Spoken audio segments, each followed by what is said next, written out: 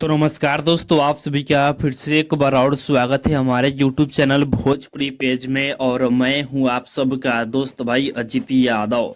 दोस्तों देखिए, नील कमल सिंह जी का सारे गामा हम भोजपुरी के YouTube चैनल से फिर से एक और नया शानदार लोकगीत आप लोगों के बीच में कल सुबह सुबह रिलीज होने जा रहा है।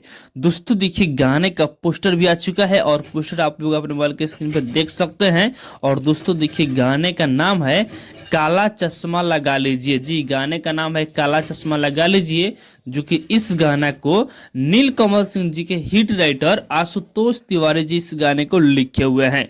और दोस्तों, इस गाने में यदि म्यूजिक की बात किया जाए तो इस गाने में म्यूजिक बनाया है शुभम राज SBR जी। इस गाने में म्यूजिक बनाया है, जो कि इस गाना को कल ही के दिन सुबह 11 बजे सारे गामा हम भोजपुरी के YouTube चैनल पर रिलीज किया जाएगा।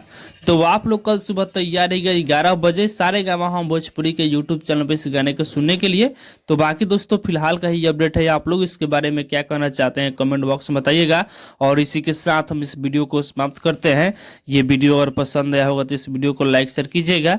बाकी मेरे चैनल को अभी तो सब्सक्राइब नहीं किए हैं तो सब्सक्राइब भी कर लीजिएगा, क्योंकि इस चैनल पे भोजपुरी इंडस्ट्री का हर एक अपडेट सबसे पहले आपको मिलेगा।